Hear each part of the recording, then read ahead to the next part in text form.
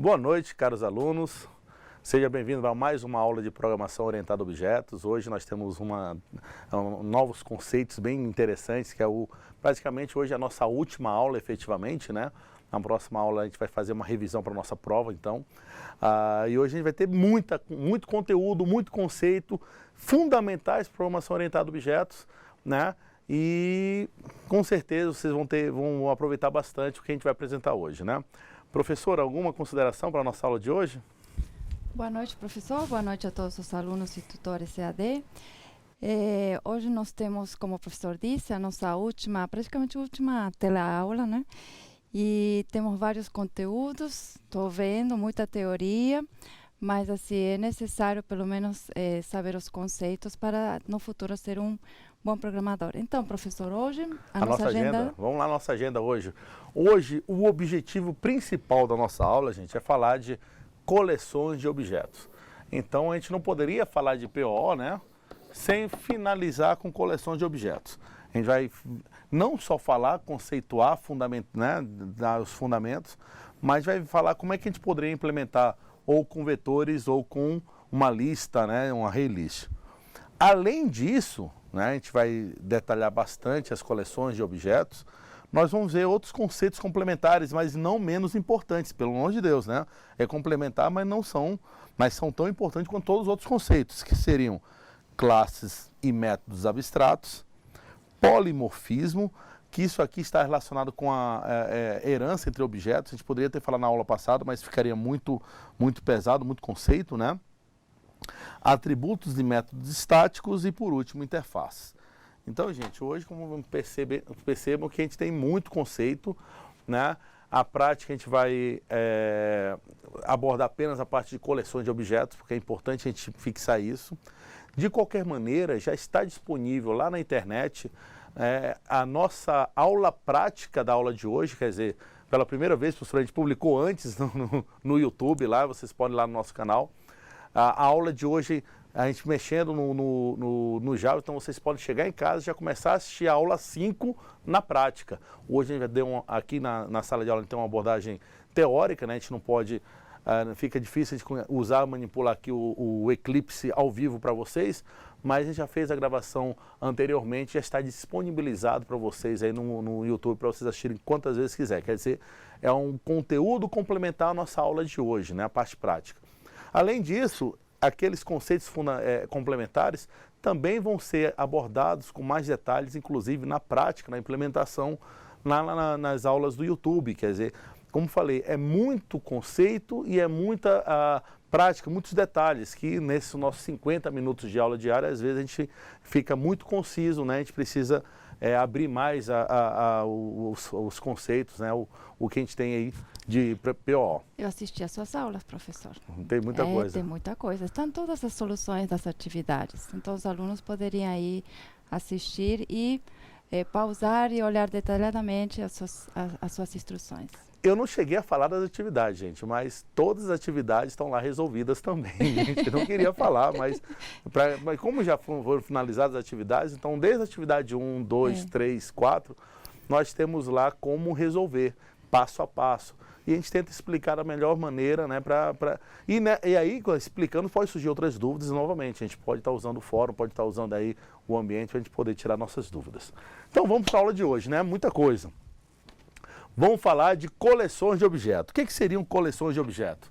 Bem, coleções de objetos é uma maneira de manipular uma grande quantidade de objetos. O próprio nome já fala, não é um objeto que a gente vai trabalhar, é uma coleção, um conjunto de objetos, né? E a gente usa, na programação orientada a objetos, na verdade, é o que a gente mais usa, né? Coleções de objetos. Se a gente for pensar muito bem, um banco de dados, vocês vão ter essa disciplina de banco de dados, onde você armazena suas informações para você consultar. Todos os sistemas comerciais têm um banco de dados, todas as grandes empresas têm um banco de dados. Se você analisar bem o que é um banco de dados, nada mais é do que uma coleção de objetos. Então lá no banco de dados você tem a tabela de clientes, na verdade seria uma coleção de objetos do tipo cliente. Lá no banco de dados você tem a tabela de todas as vendas feitas na loja, você tem uma coleção de objetos do tipo venda. Lá no banco de dados você tem todos os vendedores, todos os clientes, Na orientação objeto, você tem uma coleção de objetos do tipo cliente, do tipo vendedor. E a gente vai programar orientado a objetos. Mesmo no banco de dados a gente fala em tabelas, mesmo no banco de dados a gente fala outros conceitos que não é bem relacionado, diretamente relacionado com orientação a objeto, mas na nossa programação lá no Java, lá no C#, lá no PHP, lá no... tem tantas linguagens aí que a maioria absoluta delas são orientadas a objetos, a gente acaba modelando, mapeando aquele banco de dados como sendo objeto, aquele registro, aquela informação no banco de dados como sendo objeto. Então essa base, coleções de objetos, basicamente a gente tenta explicar para vocês como vai funcionar essas informações, esses objetos lá no banco de dados, né? Um detalhe, do jeito que a gente vai aprender nessa disciplina, programação orientada a objetos, nós não estamos trabalhando com banco de dados, né? É até bom a gente não, eu falei, mas não é bom a gente confundir. Os objetos vão estar na memória, se a gente desligar o computador, o objeto vai embora, não vai estar persistido, quer dizer, ele não vai existir mesmo se reiniciar o computador, mas já é o início, já serve para a gente entender como funciona essa coleção de objetos. Professor, só um adendo aí. Alunos, lembrem que na disciplina da professora Liliane, estrutura de dados, nós vimos todos esses conceitos. Vetores, listas, filas, listas, árvores, que estão citadas, mencionadas aqui. Lembra da palavra dela sobre as gavetas do armário, de colocar as informações em ordem alfabética, em ordem numérica, como que ordenam os dados dentro daquelas gavetas, enfim. Isso daí só fica em memória. O que o professor comentou sobre banco de dados é aqueles dados que estão em memória quando vai salvar no banco de dados. Isso chama persistência, né? Agora, lembrem daquelas aulas de estrutura de dados. Banco de dados é a disciplina seguinte à nossa.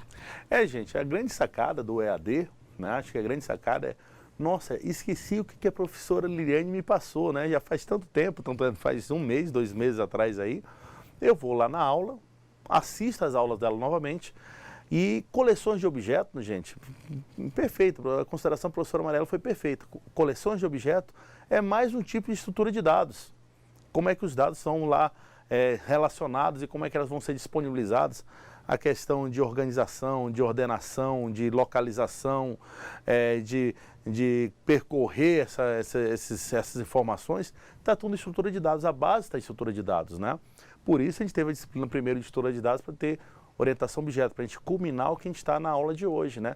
Coleções de objetos. A gente aprendeu coleções, como criar, como definir, como esses objetos se relacionam, só que agora a gente tem que trabalhar com um conjunto muito grande de objetos, tá? E para trabalhar com coleções de objetos, essas coleções podem ser implementadas, gente, as coleções de objetos podem ser implementadas de diversas maneiras, né? Nós podemos trabalhar com vetores, nós podemos trabalhar com listas, com filas, com listas, com árvores, e olha, milhões, haja com várias outras alternativas, né? Tem várias maneiras de nós implementarmos essa coleção. A gente pode utilizar qualquer uma dessas estruturas de dados, né? Como a gente não teria tempo para falar de cada uma delas, e a própria professora de estrutura de dados já comentou cada uma delas, a gente vai falar das duas principais, que seriam vetores e listas, né? A gente vai, no caso, no Java, a gente vai falar de uma lista de array, um array list, né? Então vamos lá. Vetores. Vamos ver o que seriam vetores, gente. Relembrando o que a professora Liliane passou para a gente, né? Vetor ou array é uma estrutura de dados utilizada para representar certa quantidade de variáveis de valores homogêneos, ou seja, um conjunto de variáveis todas do mesmo tipo. Só que em Java, gente, em Java podemos criar vetores de tipos primitivos ou de objetos. O que seriam tipos primitivos? O que seriam objetos, gente? Tipos primitivos em Java são aqueles tipos padrões, né? O int, o boolean, o char, o double, o float, são tipos primitivos, eles não são objetos, né? O conceito de objetos completo. Em compensação, objetos que a gente criou, tem criado cliente, conta bancária, produto, disciplina, professor, etc., eles são objetos, né? São estruturas complexas, e a gente também pode trabalhar, a gente também pode criar vetores não só de tipos primitivos, mas a gente também pode criar vetores de tipos complexos, como os objetos. Então, ao invés de ter um vetor de inteiro, como a professora Liliane falou na aula, na disciplina passada, eu não vou ter mais um vetor de inteiros, eu vou ter um vetor, um array de objetos. Que objetos? Um objeto de clientes, né? Do tipo cliente, um objeto do tipo professor, um objeto do tipo disciplina, um objeto do tipo conta bancária, um objeto... Quer dizer, qualquer objeto que eu defini, que eu já defini aqui ao longo da disciplina, ou qualquer objeto que vocês venham a definir, eles podem ser colocados dentro de vetores, né? Dentro de uma estrutura chamada vetor. E ali eu trabalho com esses objetos da melhor maneira que eu achar. Como é que a gente define vetores, gente? Só fazendo um flashback aqui, né? Lembrando a sintaxe de um vetor. Eu defino o tipo de dado, o nome do vetor, abre e fecha colchetes, né? A palavra new, o tipo de dado e a quantidade de elementos que eu quero o meu vetor. Por exemplo, eu quero definir um vetor do tipo inteiro que vai armazenar todas as notas dos meus alunos. Então, defino int, que é o tipo, né? O nome do meu vetor, notas, o qualificador que define que isso aqui é um vetor, o abre e fecha colchetes, dou um novo inteiro com 30 posições. O que estou dizendo aqui, gente? Que esse meu vetor notas, ele tem 30 elementos, né? Ele vai de 0 até o 29. Não vai até o 0 até o 30 não, gente. É 0 até o 29, que o total são 30 elementos.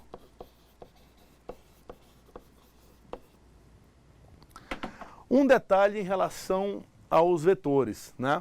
Os nomes que a gente dá às coleções, aos vetores, no caso, perceba que é sempre no plural. Então, não é uma nota que você... se a gente fosse definir uma nota, bem que nota deveria ser double, né, professora? Não inteiro. A gente ouve mas vamos dizer que as notas vão ser só 1, 2, 3, nada de 1,5 nem 2,5.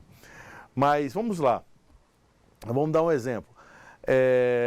No caso aqui se eu fosse definir apenas uma nota, então int nota, ponto e vírgula, eu estou definindo uma única nota.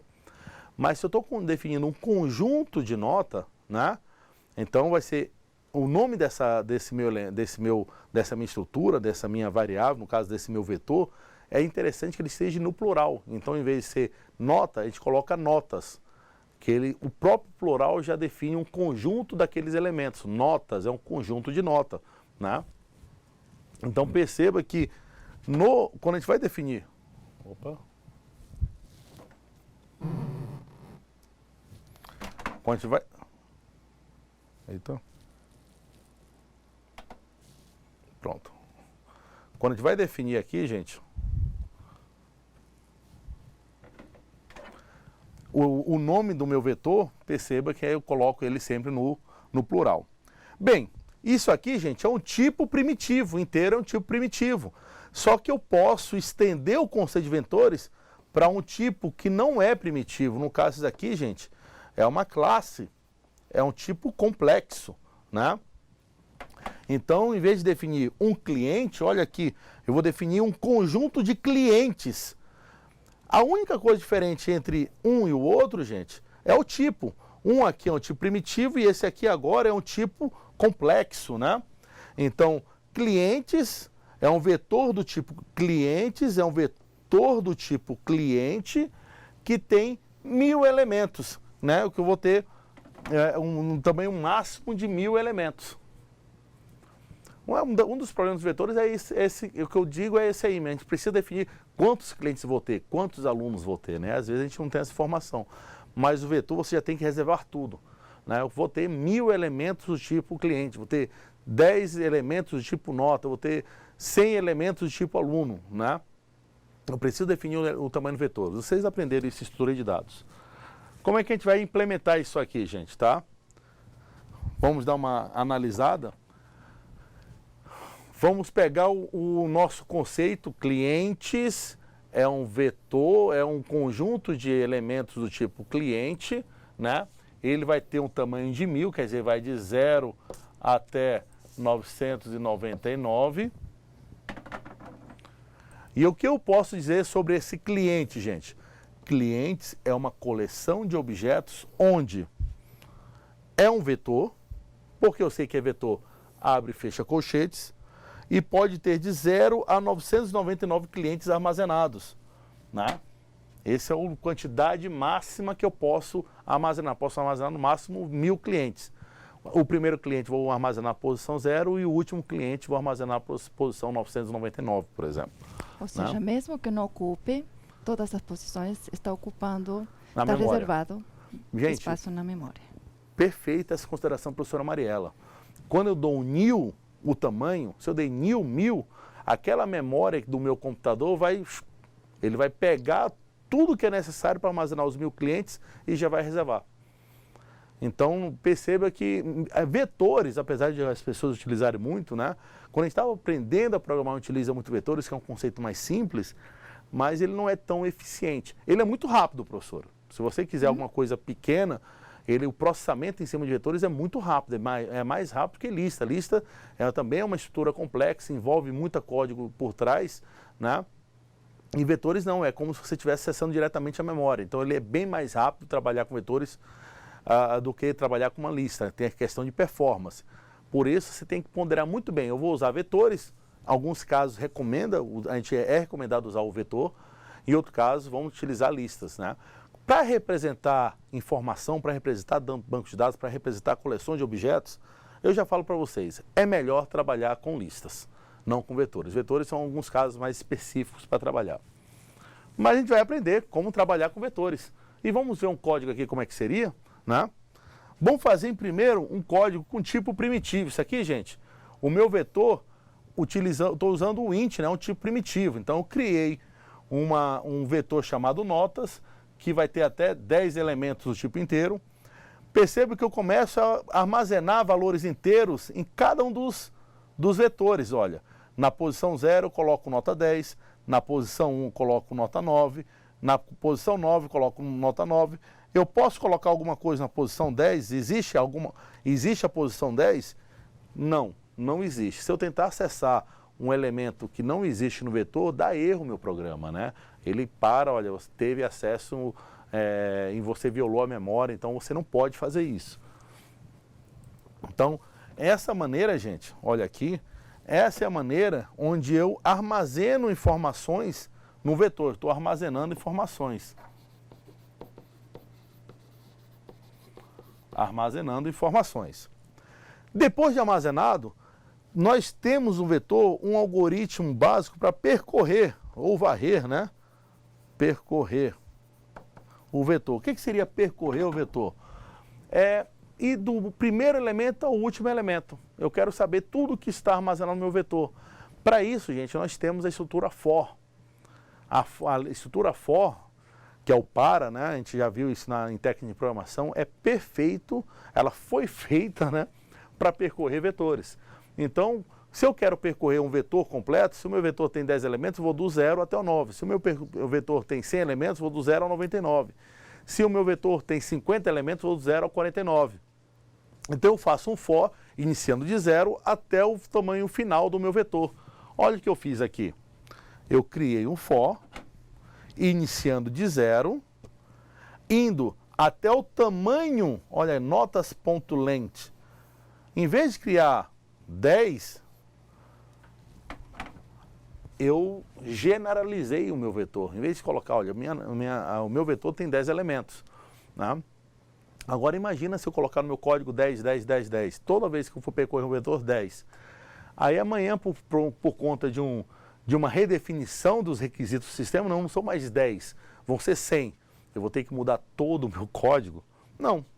Então, por isso é interessante, lá no teu for, você utilizar, em vez do tamanho, como é que chama? Fixo, né? Você fala, não, é o tamanho do meu vetor. E a gente consegue receber essa informação, a gente consegue determinar essa informação através desse comando, né? Eu dou o nome do meu vetor, no caso, o nome do meu vetor é notas, vou apagar aqui. O nome do meu vetor é notas. E eu utilizo um atributo de notas chamado length, né? Ele vai me dar, no caso aqui, o tamanho de notas. E o incremento, gente, vou percorrer de 1 a 1. Esse meu código, gente, todo esse meu código que estou marcando aqui, ele vai percorrer do meu elemento 0 até o meu elemento máximo, e para cada elemento ele vai escrever na tela o que está no vetor, o que foi armazenado. Então ele vai mostrar ali o 10, o 9, a posição 0 vai ser o 10, a posição 1 vai ser o 9. A posição 2, gente, perceba que eu não atribuí nada na posição 2. Se eu não coloquei nada, vai ficar com 0. Na posição 3, 0 também. O que eu coloquei lá foi na posição 9, então a posição 9 recebeu 9. Então, eu tenho ali, no caso, dos meus 10 elementos, 3 estão preenchidos e os outros estão zerados, né? E é isso que o meu software vai mudar. Agora, gente, voltando aqui, eu não vou mais trabalhar com tipo primitivo, agora eu vou trabalhar com tipo complexo, né? No caso, uma classe. E essa classe que eu defini é a classe cliente. A gente já deve ter definido essa classe cliente umas 1000 vezes, né, professora? Por isso a gente nem vai comentar. Eu defini menos de 1000 vezes, mas quase. Gente, cliente. Pelo padrão que a gente colocou antes, o cliente tem CPF e nome só e somente. A gente não poderia colocar mais características, mas a gente só vai definir isso aqui. E nós vamos criar uma coleção desse tipo aí, desse cliente. Olha aqui como a gente vai fazer. Vamos perceber como é que vai ficar o nosso código, gente. Espero que vocês estejam olhando. Gente, eu estou colocando o código aqui, né? Talvez vocês não consigam, como é uma sala de aula, tem uma televisão, talvez a resolução esteja muito boa, mas como falei, todo esse código já está no YouTube. Essa aula, passo a passo, usando Eclipse, com as classes, criando, interagindo com vocês, está lá no YouTube já para vocês assistirem hoje, né? Então vamos lá. Eu estou definindo uma coleção de cliente, né, chamada clientes. E essa minha coleção vou ter 1000 elementos. Essa minha coleção, gente, é do tipo vetor. Agora, gente, olha o que vai acontecer. Para cada elemento 0, 1, 9, a mesma coisa que eu fiz, né? Mesma coisa que eu fiz anteriormente, o elemento 0, o elemento 1, o elemento 9. O que está acontecendo aqui é que eu estou criando um novo objeto cliente e armazenando nele.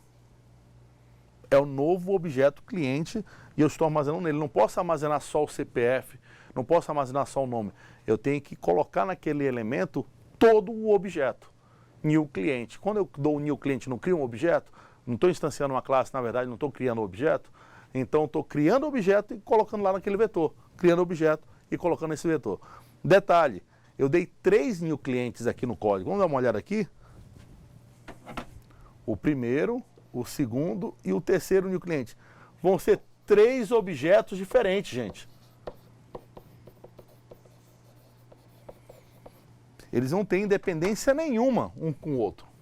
Então, professor, seria mais ou menos assim, deixa eu ver. Seria uma fila, imaginemos uma fila de clientes no banco. Tem 3 pessoas na fila, cada uma delas com seu nome e CPF. Certo? Então, temos um vetor de 3 clientes, cada uma independente, com suas características. Exatamente, exatamente. Perfeito, professora. E agora, assim como fiz no código passado, que eu utilizei tipos primitivos, agora eu fiz o mesmo código, só que eu substituí notas por clientes, né? E mandei escrever. Agora, quando eu mandar escrever o clientes e... Isso é um teste que é bom vocês fazerem em casa. Quando eu mando escrever um vetor de inteiros, ele mostra o valor inteiro lá. Mas o cliente, gente, é um valor, é um tipo de informação complexa, né? O cliente tem CPF, tem nome, tem endereço, telefone, tem e-mail, tem pai, mãe, renda familiar, tem várias características. Ele vai, na hora que eu mandar escrever o cliente, ele vai escrever o quê? Nesse caso, se vocês testarem em casa, ele não vai escrever nada, não vai escrever informação nenhuma. Ele só vai dizer que existe um cliente e que ele está armazenado num lugar tal na memória. Vai aparecer lá um cliente, um número bem grande lá, dizendo a posição da memória dentro do RIP do seu programa, onde está armazenado, né? É o que nós temos aí. Se você quiser mostrar o nome do cliente, você vai ter que substituir esse cliente I por esse comando aqui. Vamos dar uma olhada aqui. Eu teria que substituir assim, ó, clientes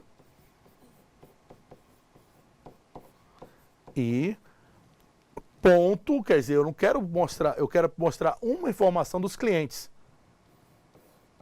Get nome. Eu teria que substituir isso por isso. Então, o que ele vai mostrar, gente? Os nomes de todos os clientes. Né? Então, perceba que agora, naquele elemento do vetor, não está armazenado um valor puro e simples. Está armazenado um tipo complexo, que é formado por várias informações. E se você quiser acessar cada uma dessas informações, você tem que buscar aquela informação usando os gets da vida. Vamos ver esse outro código aqui, complementar. É o que eu tinha comentado com vocês, né? Eu criei 3 clientes, né? 0 e 1, 9, new cliente, que são 3 objetos. No primeiro objeto, que é a posição 0, olha aqui, gente, posição 0, eu setei o nome Lilo e o CPF 111. Tá? Eu já posso acessar diretamente o vetor e armazenar. Ou eu posso fazer de uma maneira diferente, gente. Eu crio um cliente, do jeito que a gente aprendeu até a aula passada, cliente recebe new cliente. Aí depois eu atribuo as informações no cliente, cliente.cpf, 7cpf555, cliente.set nome João. Quer dizer, esse meu cliente já está pronto. Ao final de... Vou apagar isso aqui, senão vai ficar muito sujo, né? Ao final, meu cliente já está pronto, o que eu faço? Um determinado elemento do meu vetor, por exemplo, o vetor de posição número 2, vai receber esse cliente que eu acabei de criar, já completo, com informação 555, informação João. Qual é a diferença desse tipo para esse tipo? O que me difere desse para esse? Esse aqui, gente, eu estou acessando o objeto diretamente no vetor. Eu estou acessando o objeto diretamente no vetor. Esse aqui, eu crio o objeto e depois passo para o vetor. Tem alguma diferença? Nenhuma. É uma maneira de você utilizar. Você pode criar os vetores, depois trabalhar diretamente com os elementos do vetor, ou você instancia um objeto local, um cliente local, trabalha com ele, e depois você terminar de fazer todas as operações em cima dele, você armazena um vetor e assim por diante. Eu, particularmente, eu prefiro usar a segunda maneira. Eu prefiro criar um objeto local. Isso é mais um padrão de projeto. Você cria um objeto local, tanto antes de você mandar para o vetor, você cria o objeto, trabalha ele e vai para o vetor, ou o contrário. Você tem um elemento que tem lá no vetor, está lá na coleção de objetos, você busca ele, mas coloca no objeto local. Para você, até fica mais fácil você manipular isso, né?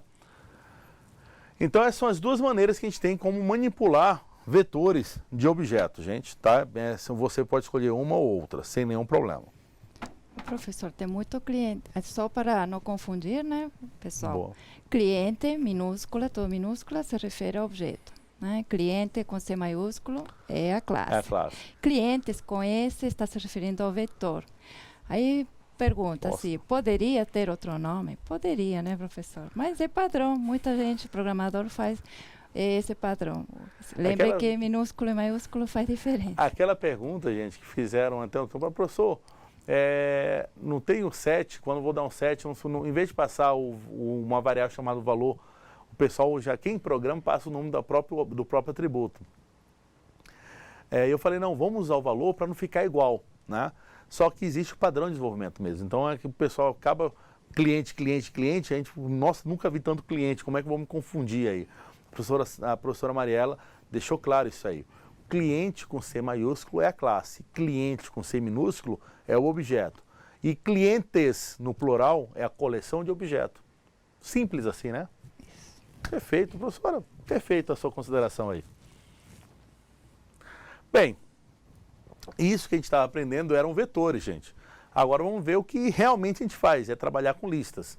Né? Vetor são casos bem específicos, eu só fiz uma analogia com o que vocês tinham visto em estrutura de dados, mas agora a gente vai trabalhar com uma coisa que é mais real, que realmente a gente trabalha em Java. O que a gente trabalha efetivamente, gente, é com listas, né? A estrutura de dados lista é utilizada para armazenar conjuntos de elementos, assim como vetores. Só que a vantagem de utilizar listas em lugar de vetores é o fato de as listas serem alocadas dinamicamente, de forma que não precisamos prever seu tamanho máximo. O vetor, quando você cria, você tem 1000 vetor 1000, New vetor 100, já precisa definir o tamanho. Listas não, começa com 0 e depois vai aumentando. Na verdade, professor, não começa nem com 0. Se vocês olharem o mecanismo, quando ele já reserva uma quantidade mínima, né? E toda vez que vai alocando, ele vai criando sempre um pouquinho a mais para não ter tanto trabalho de processamento. Mas isso é interno, gente, isso aí é mais curiosidade. Bem, gente, o Java fornece classes que implementam o conceito de lista. Na verdade, Java fornece várias estruturas que implementam o conceito de listas, várias. Né? Não estou falando de uma, são várias. A gente vai escolher uma, a mais simples, que é bem parecido, ou até o fundamento é bem parecido com os arrays, né? E um dos mais usados é um carinha chamado ArrayList. Um dos mais usados dessas estruturas do Java para trabalhar com listas é um carinha chamado ArrayList. Olha aqui o ArrayList. Tá? E o que é o ArrayList? Como é que ele define o ArrayList? Né? ArrayList, gente, primeiro ela é uma classe. É uma classe que define um objeto, né? Ele define uma lista, né? O ArrayList é uma classe que define uma lista, né? E a classe, ele tem atributos, tem características, tem comportamento. Então, o ArrayList, quando foi criado pelo pessoal lá do Java, o próprio pessoal lá da Oracle, agora é a Oracle, né? O Java é mantido pela Oracle atualmente. O próprio pessoal lá do Java, eles criaram características e métodos para a gente utilizar. A gente não precisa criar do zero, já tem muita coisa pronta. E quais são os principais métodos e características que nós temos no ArrayList? Vamos dar uma olhada aqui. Lá no ArrayList nós temos um carinha chamado add, tá? Então, só que esse add tem uma sobrecarga, né? O que o add faz? Tanto os dois adds, ele adiciona um elemento. Só que o add, passando apenas o elemento, ele vai adicionar o elemento no final da lista. Agora, se eu usar um add passando o inteiro e o elemento, quer dizer, é um add, os dois têm o mesmo nome, então está acontecendo aqui uma sobrecarga de métodos, né? Esse aqui eu tenho um parâmetro, esse aqui eu tenho 2 parâmetros. Nesse caso, o que ele vai fazer? Ele vai adicionar um elemento, só que em vez de ser no final da lista, vai adicionar um elemento numa posição definida pelo index, né? Então, um método do ArrayList, o principal método do ArrayList é add. Eu quero adicionar um elemento, add. Eu tenho 2 maneiras de fazer o add. Adicionar um elemento lá no final da lista ou adicionar um elemento no meio da lista, ali em uma determinada posição da lista. Outros elementos, gente, outros métodos, desculpa, agora vamos falar do get, né?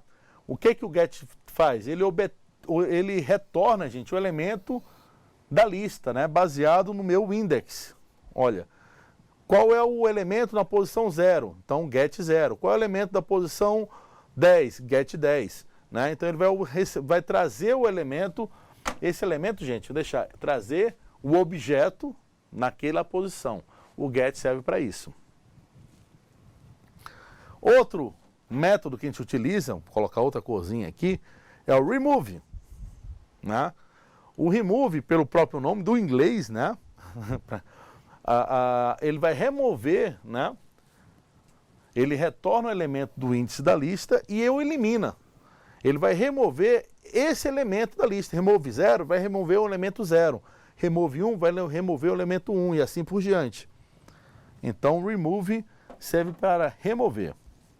E o último, gente, é o isEmpty. Ele verifica se a lista está vazia ou não.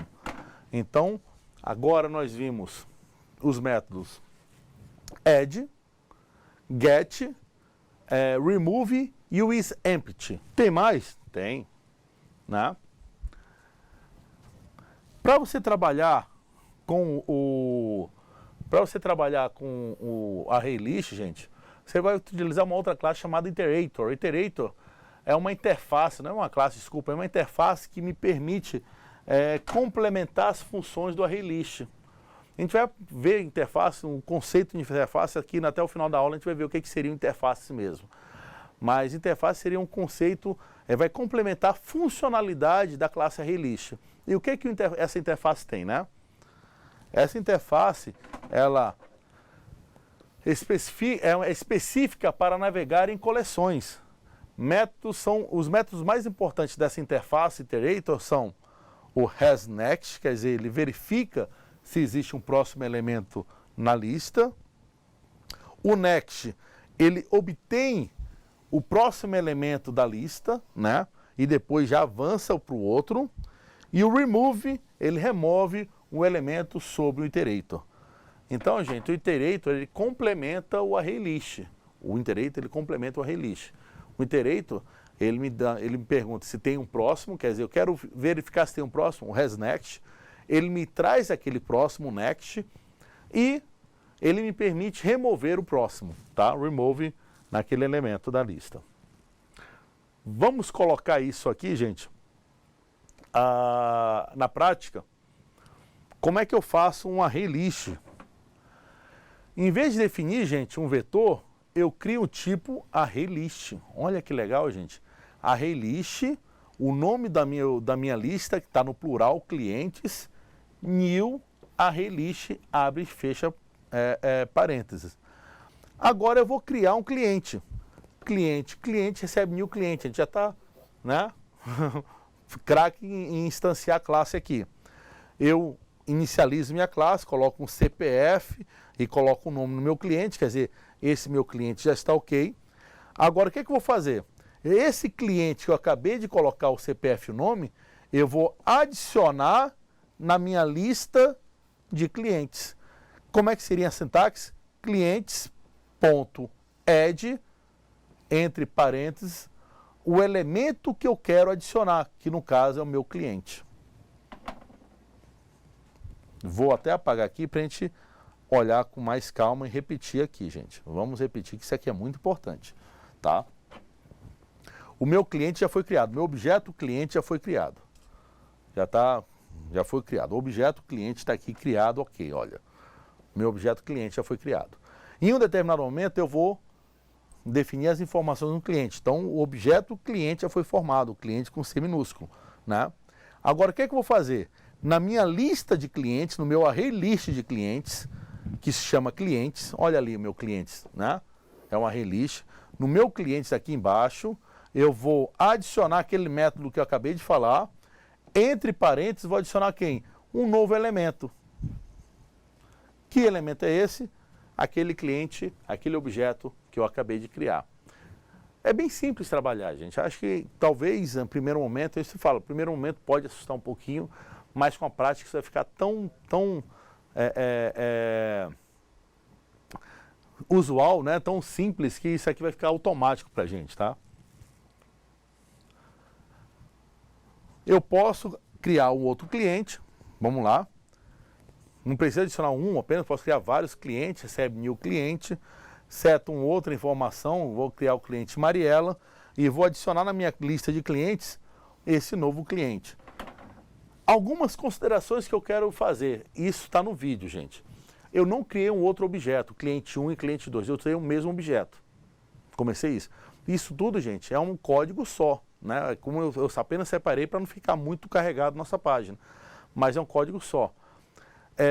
Eu não precisei criar vários objetos. Cliente 1 recebe new cliente, cliente 2 recebe new cliente. Não, só o fato de estar fazendo um new cliente, ele cria um novo cliente, pode mesmo usando o mesmo nome, né? Como assim, professor? Olha aqui. Vamos dar uma olhada aqui. Esse cliente, gente, eu não tinha usado para criar o cliente Lilo? Tinha. Até agora, até nesse momento, até essa linha aqui, um pouquinho antes, o cliente estava com a informação do Lilo. Mas a partir do momento que eu dei um new cliente, mesmo usando o mesmo nome, ele vai apagar tudo. Ele vai criar, na verdade, um novo cliente. O Lilo não deixa de existir, ele já está armazenado lá no vetor, lá na minha lista, quer dizer, desculpa, né? E nesse novo cliente vou colocar outras informações. Eu vou colocar outras informações e adicionar na minha lista de clientes aquele meu novo cliente. Nesse exato momento, minha lista tem quantos elementos? 2. O primeiro elemento foi o Lilo e o segundo elemento a Mariela. E eu posso adicionar, eu posso fazer um for, posso fazer um while para inicializar a minha lista, para colocar quantos elementos eu quiser nessa minha lista. Depois que meus elementos, né? Depois que minha lista está completa, agora vamos percorrer essa minha lista. Vamos lá?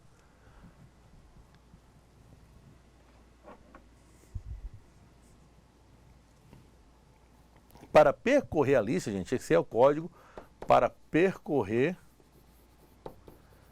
a lista. Para percorrer o vetor, se lembra que a gente usava o for? Só que a gente não está trabalhando com for agora, a gente está trabalhando com lista.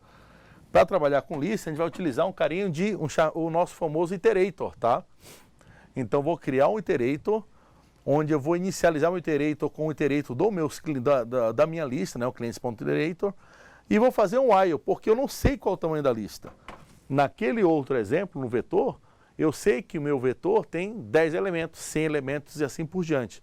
Só que agora na lista eu não sei quantos elementos tem. Pode ser 2, 5, 7, não sei, eu não tenho como saber quantos elementos já foram adicionados. Aí o que eu faço? Eu crio um while, olha, faça enquanto tiver elemento, né? Enquanto tiver elemento, olha, o while, o meu iterator tiver o próximo, que é o hasNext, o que eu vou fazer? Eu vou criar uma variável local, cliente, ele vai receber o próximo elemento do meu iterator, i.next, só que esse i.next, gente, pode ser qualquer tipo de objeto. Ele só pode armazenar objetos tipo cliente, não pode armazenar objetos produto, objeto vendedor, objeto loja, objeto conta bancária, pode ser qualquer tipo de objeto que esse meu array list pode armazenar. Então, quando eu vou buscar, não é apenas buscar, eu vou buscar, olha, eu estou buscando aquele elemento, aquele objeto, só que aquele objeto que eu estou buscando é do determinado tipo. E olha o que eu fiz. Ao buscar o meu objeto, i.next, estou buscando o meu elemento, desculpa. Agora, esse elemento que eu busquei, eu vou dizer que ele é um cliente. O nome disso aqui, gente, é cast. Casting. Tá? O casting é um... Como é que pode explicar, né, professora? Uma forma de converter É ou uma forma adaptar a um tipo. Não é nem tanto converter, eu acho mais para declarar que ele é daquele tipo. Né? Que ele não, aqui no caso, ele não está nem havendo a conversão, ele está apenas definindo, olha, essa informação, ele é um cliente, tá? Boa, muito bom. É o elemento que está ali no vetor. Esse elemento aqui, né? Isso. Ele é do tipo cliente. Já que eu já recebi esse cliente, o que eu vou fazer agora? Eu vou mandar imprimir as informações do cliente. Eu vou mandar imprimir o CPF e vou mandar imprimir o nome desse cliente. Aí para cada elemento eu vou dar um cliente.getCPF, cliente.getNome, ele vai imprimir. Então, gente, essa aqui é uma maneira, tá, de percorrer o meu vetor, desculpa, minha lista, né, meu array list, e percorrendo, para cada elemento que eu vou percorrer até o final, enquanto tiver elementos, e para cada elemento eu busco um elemento, digo que ele é um cliente, e agora eu posso manipular, mostrar as informações, se tem nome, CPF e assim por diante. Esse aí é um modelo padrão, tá? Gente, agora... Professor, só uma dúvida. Vamos lá. Se o I, que é o iterator, já está dizendo que é do vetor não, do array list clientes, é necessário fazer o casting para cliente? Que eu não tô... existe um recurso, gente, ele é obrigado a fazer o casting sim, gente, não tem como fazer. Porque a interface em si, né, ele não tem um tipo, né? Mas existe um trabalho no Java, só que é uma versão mais nova do Java, não é tão padrão, nem todo mundo utiliza, que é criar o generics. Né? Generics é um recurso que a gente não vai ver nessa disciplina, mas é muito importante. É bom até a professora Mariela ter comentado, trabalhar com tipos genéricos. Né? Então, ao invés de definir apenas objetos, você define um objeto que pode ser um objeto genérico, que pode ser manipulado à vontade. Trabalhar com genéricos de Java seria uma alternativa muito boa, que você não precisaria fazer casting a todo momento, né? Mas não é o nosso caso aqui, né? A gente teria que explicar para vocês que seria genérico e é um conceito um pouquinho mais apurado. Inclusive, gente, genérico surgiu não faz o quê? Uns 8 anos o conceito. Java existe desde 1994, mas genéricos em Java começou a surgir, não sei, uns 8 anos atrás, né? Não é muito novo. Inclusive, o Generics surgiu primeiro no C#, não sei se a senhora sabe. Quem implementou Generics numa linguagem PO, né, Java e C# sempre foram concorrentes. O C# primeiro implementou o Generics que o Java. Depois que o Java veio, implementou o Generics para ele também. Gente, agora que a gente já viu o que seriam coleções,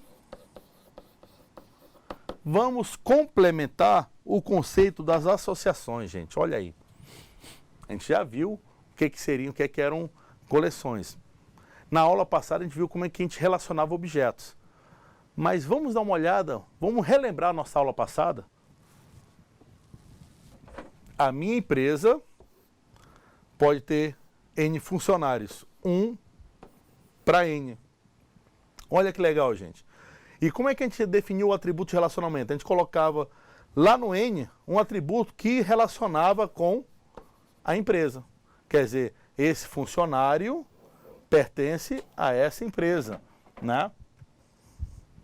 Agora, e a volta? Essa empresa tem vários funcionários, não tem? Funcionários.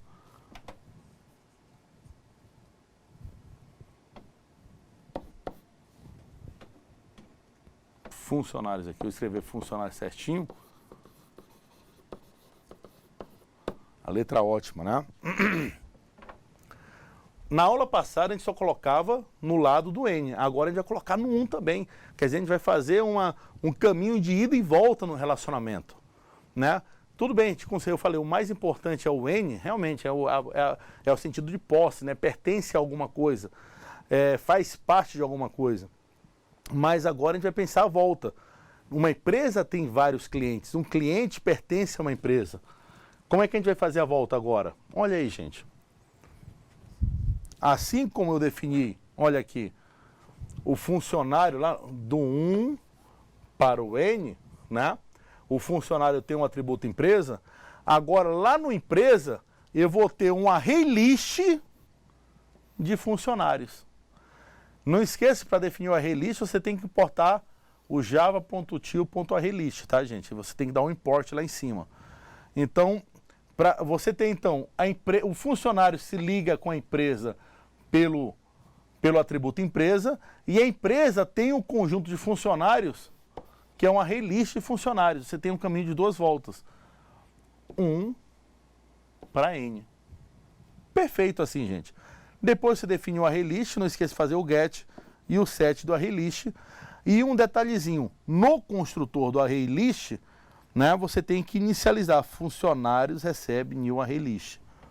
Agora, gente, nós finalizamos o conceito da aula passada, que a gente só poderia realmente terminar todo o relacionamento quando a gente soubesse as coleções, trabalhar com coleções. Gente, isso é coleções, né? É fundamental a gente saber na orientação a objeto, principalmente porque representa o dado, é o que a gente vai trabalhar quando a gente for trabalhar com bancos de dados, né? Representação desses dados na memória. E espero que vocês tenham aprendido. A gente vai ter uma atividade bem simplesinha, só uma atividade conceitual para vocês.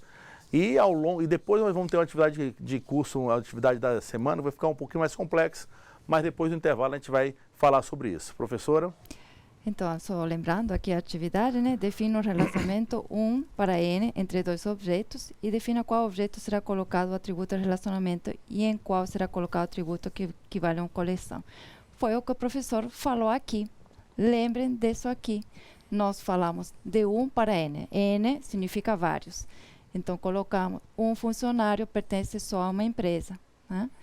E uma empresa tem vários funcionários. Por isso que precisa colocar uma coleção dentro de empresa. No caso de funcionário, como pertence só a uma empresa, só um atributo simples, né? No caso, uma classe empresa. E vocês têm que aí pensar, relacionar duas classes e o atributo que vai em cada uma delas, certo? Um trabalhozinho mental aí, gente. Até depois do intervalo. Até.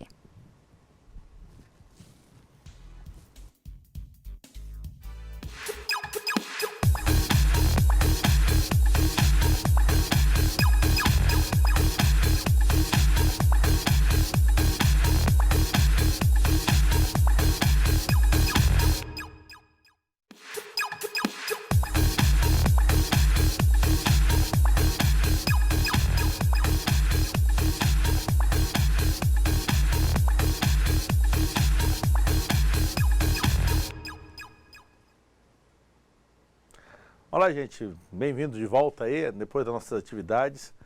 A atividade foi uma atividade bem simples, né? Apenas conceitual. Você deve imaginar um relacionamento de 1 para N e de N para N. Imagina dois objetos e o relacionamento entre eles.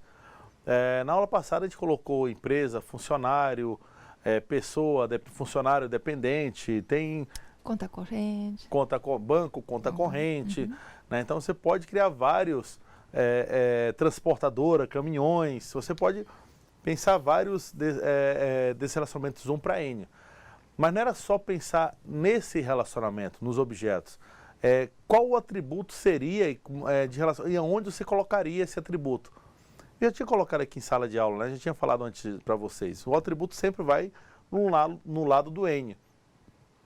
O atributo de ligação principal, onde vai colocar no lado do N. Só que agora, no lado do 1, eu coloco a coleção.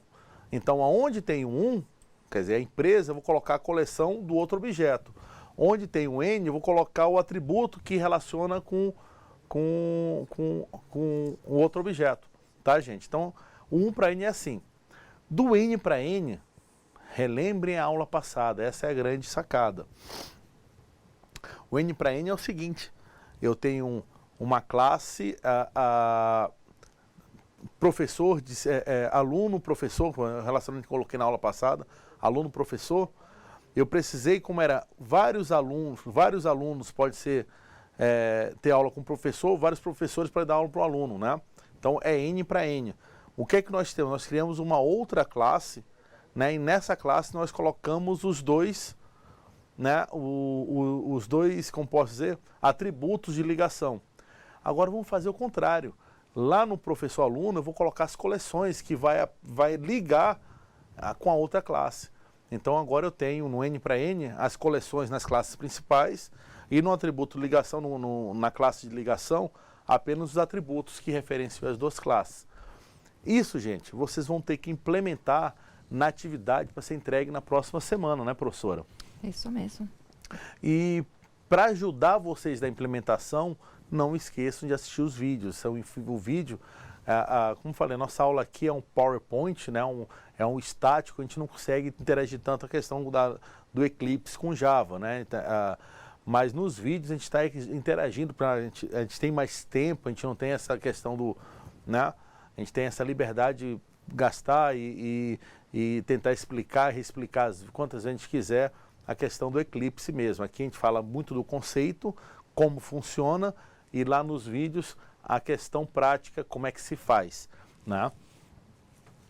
Então vamos lá, gente. Acho que mais alguma dúvida aí dos alunos, professora? Tem algumas informações? Não, por enquanto não, professor. Mas assim, poderíamos, não sei se dar esse exemplo de 1 para N, seria esse da empresa para funcionário, né? E aqui está implementado. Então, a atividade para a próxima semana é similar a isso aqui, só que vocês pegariam uma outra situação similar, né? Por exemplo, qual, professor? Seria... Professor, a gente pode falar, por exemplo, uma loja e os seus produtos. Uma loja tem N produtos, né? O código é o mesmo, gente. É só trocar aqui, em vez de ser empresa, loja e funcionário, produto. A gente vai ter que apenas modificar a nomenclatura dos itens, dos relacionamentos, os atributos, mas o conceito é o mesmo, já está pronto. Lá no vídeo, foi implementado essas duas classes do zero, né? Então, gente, a priori, é isso que eu falo, a priori, só vendo como faz, né? Só vendo o conceito fica um pouquinho difícil fazer, mas ver como faz ajuda bastante. E não esqueçam de ver os vídeos. Agora, como falei, a nossa aula, a aula 5, foi publicada ontem, antes mesmo da nossa aula de hoje. Então hoje vocês já estão conseguindo, já tem disponível na internet a nossa aula, tanto essa aula que vocês estão vendo hoje, mas com uma aula prática também para vocês assistirem. Bem, professora, acabou a orientação objeto? Não. Não. Tem algumas questões, alguns conceitos que a gente precisa aprender na orientação objeto. Como falei, são conceitos um pouco mais complexos, né? que é até dar exemplos, a gente precisaria de exemplos um pouquinho mais detalhados para a gente poder explicar para vocês, mas são importantes, muito importantes na fundamentação da programação orientada a objetos. E é isso que a gente vai ver agora, a gente vai ver o conceito desse, que faz parte, né, de toda a teoria da PO. E que conceitos são esses? Vamos lá, vamos falar de mais PO, gente. Primeira parte, classes e métodos abstratos, vamos falar de polimorfismo, vamos falar de interfaces, vamos falar de métodos e atributos estáticos, e tudo isso são conceitos complementares, né, fundamentais na orientação a objeto. Começar com classes abstratas. O que seriam classes abstratas? Gente, tudo que está aqui está no guia de estudo de vocês. Além de estar no guia de estudo de vocês, tem os exemplos práticos no guia de estudo. Além de estar no guia de estudo de vocês, está lá no vídeo também explicando. Tem tudo para a gente aprender, gente. Tem tudo para a gente aprender aí. Então, o que seriam classes abstratas, gente? Classe abstrata é uma classe que define as características do comportamento de um conjunto de objetos. Né? O que eu quero mostrar aqui, uma classe define as características e o comportamento de um conjunto de objetos. Mas nem todas as classes são projetadas para permitir a criação de objetos. Algumas classes são usadas apenas para agrupar características comuns a diversas classes. E então, ser herdada por outras classes, e tais classes são conhecidas como classes abstratas. Vamos explicar isso com calma. Vamos imaginar que eu tenho uma classe chamada conta bancária, né? Lá na conta bancária tem número, tem o titular, tem o saldo dela, tem todas as características da conta bancária. Mas eu não gostaria que ninguém instanciasse ela. Não poderia em nenhum momento a conta bancária, conta recebe new conta bancária. Eu não quero que isso aconteça. Eu quero que apenas as classes filhas de conta bancária sejam instanciadas. Então eu tenho a conta bancária lá em cima e eu defino conta corrente, conta poupança e conta de investimento. Eu tenho 3 tipos de conta. Quando eu for criar uma conta, eu não vou criar a conta bancária, eu não vou instanciar uma conta bancária. Eu só vou poder instanciar ou uma conta corrente, ou uma conta poupança, ou uma conta de investimento. Apesar de todas as características, comportamentos essenciais a todas as contas estarem definidas na conta bancária, eu não consigo definir, não consigo instanciar essa conta bancária. Eu só consigo instanciar as classes filhas dela, que não são marcadas como classes abstratas. Essa classe que eu não consigo instanciar, gente, a gente dá o nome de classe abstrata. E como é que eu defino uma classe abstrata? Com a palavra abstract, né? Abstract class, o nome da classe. É só colocar o abstract na frente. Pronto, eu coloquei o abstract, eu já tenho uma classe abstrata, quer dizer, ela não pode ser instanciada. Se nós temos classes abstratas, nós também temos métodos abstratos.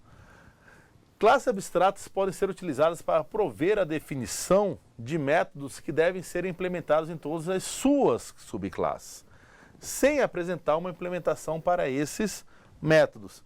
Tais métodos são chamados de métodos abstratos.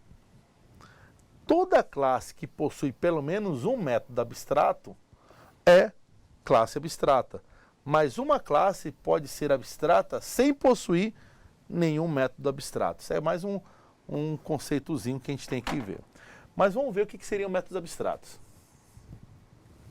Vamos imaginar, gente, que a minha conta bancária tem um método chamado sacar, né? Mas eu não implementei nada, eu defini, não, minha conta bancária tem um método chamado sacar. E eu defini esse método sacar, não implementei nada, quer dizer, ele não faz nada, e eu defini ele como sendo abstrato também. Abstract, void sacar, né? E eu faço eu crio todo, como é que chama, a assinatura do meu método. Não implemento, fica vazio a implementação. Mas o que acontece?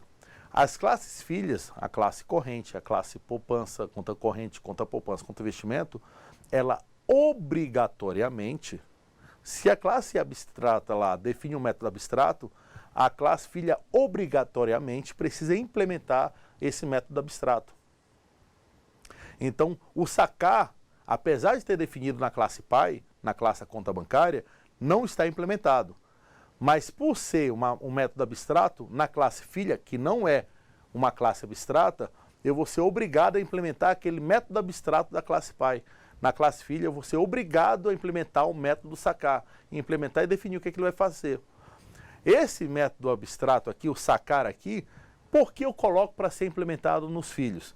Porque o sacar de uma conta corrente pode ser diferente do sacar uma conta poupança e pode ser diferente do sacar de uma conta de investimento. Eu posso ter a ação de sacar de maneira diferente em cada uma das classes filhas. O nome disso também é bem interessante, gente. É aí que a gente vai para um segundo conceito, né? Polimorfismo. Polimorfismo, a própria palavra vem do grego polimorfos e significa muitas formas. E em PO, o polimorfismo permite escrever programas que processam objetos que compartilham a mesma superclasse, como se todos fossem objetos da superclasse, e isso pode simplificar a programação. É o que aconteceu aqui no caso da minha classe abstrata. Eu defini a classe abstrata sacar, né?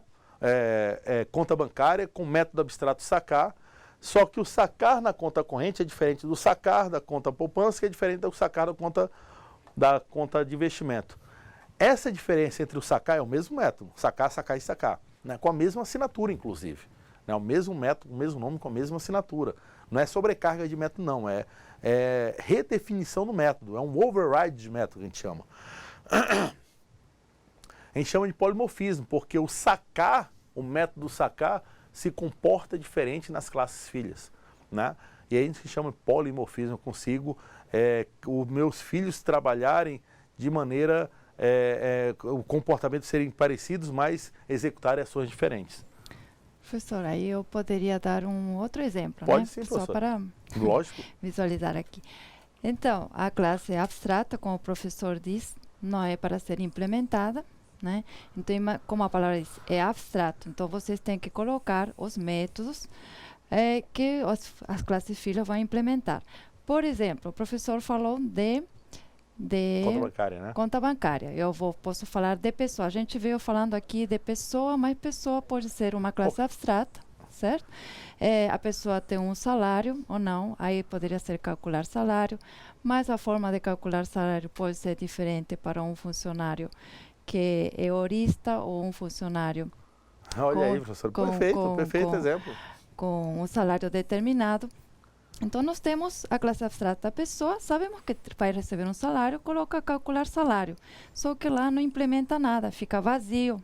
Só que toda pessoa, todo funcionário é uma pessoa que recebe um salário.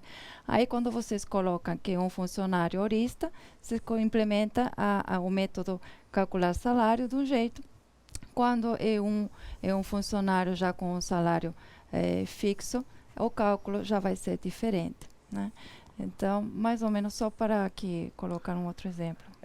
Gente, a questão é a seguinte, você não quer que uma classe seja instanciada, coloque ela abstrata. Ótimo. Pessoa seria um ótimo exemplo de classe abstrata dentro da loja. Pessoa não. Agora eu posso...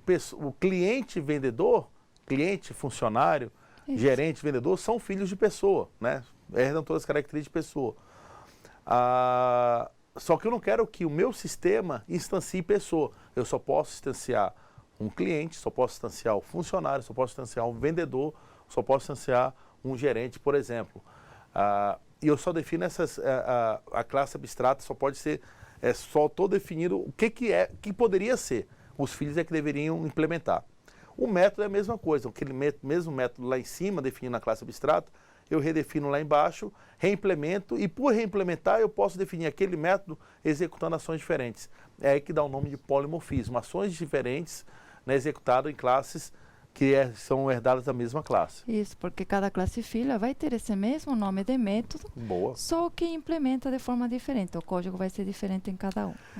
Como funciona isso? Nos nossos vídeos explica bem, né, como é que faz essa classe abstrata. Pela questão de tempo mesmo, a gente não demonstra aqui, mas nos vídeos do YouTube, lá é o nosso cantinho né, o nosso refúgio, vocês podem aprender mais como definir classes abstratas, como definir métodos abstratos e como fazer o polimorfismo. Não só no vídeo, mas lá no guia de estudo de vocês, né, também tem exemplos bem interessantes para vocês aprenderem. E, inclusive, todo o conteúdo para vocês darem uma olhada. Hoje nós estamos na nossa quinta aula, gente. A priori, a partir de hoje, você já deve ter lido todo o guia de estudo. Quem não leu ainda, é porque não está acompanhando a disciplina. Tem que pegar na primeira página, a última página, folhear, entender, marcar. O que não entender, perguntar aos tutores, perguntar aos professores, né? E o objetivo realmente, ao final do guia de estudo, ao final de todas as aulas, ao final de todos os vídeos, ao final de todas as atividades, a gente tentar compreender a disciplina como um todo. Talvez não dominar 100%, mas pelo menos reconhecer os fundamentos, os conceitos básicos, né? Vamos para o próximo, gente? Polimorfismo, em outras palavras, tá, gente? Podemos ver o polimorfismo como a possibilidade de um mesmo método ser executado de forma diferente de acordo com a classe do objeto que aciona o método e com os parâmetros passados para esse método. Ok, gente? Então, o polimorfismo ele permite que o mesmo método seja executado de forma diferente. O polimorfismo pode ser obtido pela utilização dos conceitos de herança, sobrecarga de métodos e um novo conceito, sobrescrita de método, é o famoso override. Tá, gente? Alguma coisa, consideração, professora? Você queria falar alguma coisa? Não, que fala assim, possibilidade o mesmo método ser executado de forma diferente. Não confundir com aquele conceito de sobrecarga. Na realidade, não é nem o mesmo método, né? Mas é o mesmo nome. Então, pessoal, a gente já viu que é o mesmo nome do método, com diferentes quantidades de parâmetros. Nós vimos isso como sobrecarga. Isso acontece dentro da mesma classe. E aqui o professor polimorfismo é o mesmo nome, mas em classe diferente, que está herdando de uma classe abstrata. Por isso que chama sobrescrita. Está sobrescrevendo o método original da classe abstrata, certo? Perfeito, perfeito, professora. E métodos e atributos estáticos. Vamos lá, gente, um outro conceito. Métodos e atributos estáticos, né? Atributos estáticos são atributos que contêm informações inerentes a uma classe, não a um objeto específico. Por isso, eles também são conhecidos, atributos estáticos, como atributos ou variáveis de classe. Explicando, gente. Vamos explicar, isso é bem interessante, o conceito estático. Primeiro, o estático, vocês viram, vem da palavra static, né? Vocês já viram o static em algum lugar? O static void main. Então, o static, gente, estou falando que aquele método main é um método estático. Só que a gente está falando de métodos ainda. Vamos voltar nos atributos. Quando você quer utilizar, por exemplo, um atributo nome da classe cliente, o atributo salário da classe funcionário, antes de você usar, você não tem que instanciar, né? Cliente recebe new cliente, você precisa instanciar aquela classe. Depois de instanciar, quer dizer, depois de criar o objeto, é que você vai poder utilizar os atributos e os métodos. É isso que a gente chama, é um atributo e um método do objeto, né? Mas alguns casos, quer dizer, muitos casos, professora, você não precisa instanciar a classe, quer dizer, você não precisa criar o objeto para utilizar aquele atributo ou utilizar aquele método. Você já pode apenas definir a classe e, logo depois, o atributo e o método que você quer utilizar. Esse atributo, no caso, a gente está falando desse atributo que a gente não precisa instanciar, a gente dá o nome de atributo estático. Exemplo, gente, eu coloco eu vou definir uma classe que vai controlar os elementos de uma lista da minha empresa, né? Uma coleção de objetos. Eu posso ter um atributo estático que vai definir quantos objetos estão cadastrados na minha lista. Então, é um atributo que vai pertencer à classe e não ao objeto. Então, aquela classe, aquele atributo vai ser compartilhado por todos os objetos da minha classe. É interessante isso. É uma maneira, o atributo estático, gente, é uma maneira de compartilhar uma informação entre todos os objetos daquela classe também. Né? Mais alguma coisa? Eu queria que não, é isso mesmo. Assim, não precisa instanciar. Geralmente, quando a gente fala instanciar, cada objeto tem sua característica, seu comportamento, suas próprias informações. E aí é que estamos falando de aquele atributo ser compartilhado entre todos os objetos, né? Perfeito. É um atributo compartilhado de todos os objetos e um atributo que, para você utilizar, você não precisa instanciar. Né? Isso a gente chama de atributo estático. O que é que eu preciso? É só colocar um estático na frente do atributo. E se você quiser definir ele como sendo uma constante, professora, constante, eu acho que vocês já viram um conceito, é uma variável que não muda de valor, é só definir um final também, final static. Eu estou definindo uma variável estática que é uma constante também. Por exemplo, a quantidade de meses ao ano nunca vai mudar, podemos definir como constante. Perfeito. Agora, se a gente falou de métodos, o atributo estático, a gente vai falar agora de métodos estáticos, né? Métodos estáticos são inerentes à classe e, por isso, não nos obrigam a instanciar um objeto para que possamos utilizá-los, né? Métodos estáticos são muito utilizados em classes do Java que provém determinados serviços. Por exemplo, Java fornece à classe MEF uma série de métodos estáticos que fazem operações matemáticas. Gente, imagine, toda vez que você quiser realizar uma operação matemática, você tem que instanciar uma classe matemática, começar a trabalhar. Não.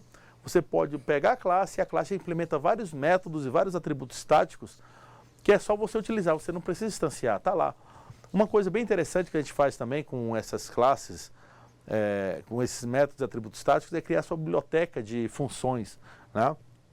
Você é um programador que vai desenvolver vários códigos e ao longo da sua vida, você começa a criar suas bibliotecas de função. Uma biblioteca que calcula o CPF, uma biblioteca que transforma um número em extenso, uma biblioteca que verifica a validade de um cartão e assim por diante. Então você tem funções que você quer disponibilizar ao longo de todos os seus projetos de desenvolvimento sem precisar instanciar. Então você cria uma classe e nessa classe cheio de métodos e atributos estáticos. Quer dizer, você não precisa instanciar, basta usar. E para finalizar nossa aula, gente, já está no finalzinho aqui. Olha, gente, vamos falar de interfaces. Interfaces, a primeira vez que eu aprendi, gente, interfaces era o seguinte. Interface era uma classe abstrata que só tinha métodos abstratos. Então, quando uma classe abstrata só tem métodos abstratos, ele é considerado uma interface. E o que seria uma interface, gente? Uma interface pode ser vista como um conjunto de declarações de métodos sem as respectivas implementações. Uma interface é parecida com uma classe, porém, em uma interface, todos os métodos são públicos e abstratos, todos os atributos são públicos, estáticos e constantes.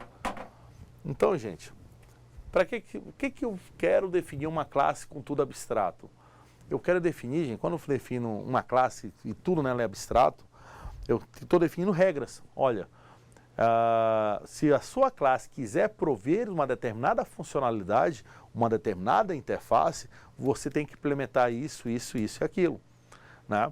Então, se eu quero uma classe que implemente salvar um registro no banco de dados, eu tenho que implementar, por exemplo, uma interface salvar, dar lock, gravar, alguma coisa, gravar em lote. Quer dizer, tem alguns métodos que eu preciso, que eu tenho que obrigar os meus, todas as classes que implementarem aquela interface,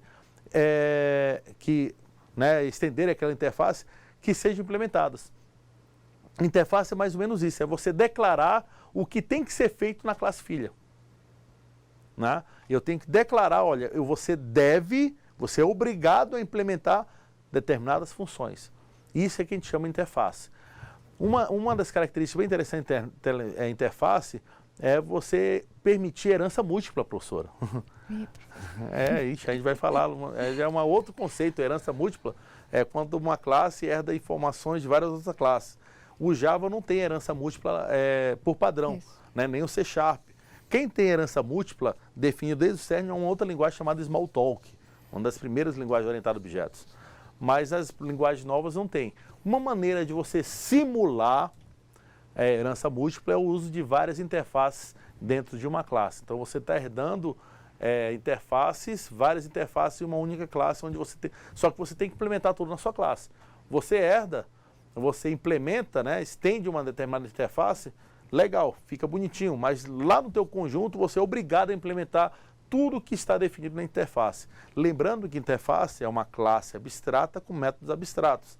Se é uma classe abstrata com métodos abstratos, os métodos abstratos devem ser implementados na classe que herda, né, que a classe filha, e por ser uma classe abstrata ela não pode ser instanciada. É a mesma coisa que é o mesmo conceito de interface. Na verdade, interface é isso, né, professora? Então, professor, só para encerrar, na atividade está sendo solicitado, né, que implemente não interfaces, não classes abstratas, nem polimorfismo. Estamos pedindo coisa mais simples, que é aquela parte da coleção de 1 para N e de N para N. Agora, a coleção, lembrem, nós vimos hoje vetores e ArrayList. Vamos trabalhar com a ArrayList, né, Vamos trabalhar com a ArrayList? Então, se usar a ArrayList, lembre, vetores e tamanho fixo. A ArrayList é que pode... Agora, a ArrayList, não lembre de importar a biblioteca o Java, o tio ArrayList, e aí só seguir as instruções e a videoaula do professor. Gente, o conceito de programação orientada, os principais mesmo conceitos já foram dados. A gente tentou explicar, né, o mais brevemente possível nessas nossas 5 aulas, todos os conceitos relacionados à orientação a objeto. Lógico que para se aprofundar, a gente precisa buscar, né, novas fontes. Como falei, o próprio guia de estudo, novos livros, apostilas, internet, vídeos na internet, etc., vai agregar informação acerca de orientação a objeto, e é muita coisa. Mas pelo menos o passo inicial foi dado nessa nossa disciplina, né? Na próxima aula, a gente não vai dar mais matéria nova, professora. Na próxima aula, a gente vai fazer uma revisão das nossas 5 aulas, ajudando você, relembrando você para a prova que vai vir logo depois, né? Tem esse detalhezinho, né? Mas a matéria acabou aqui, infelizmente, né?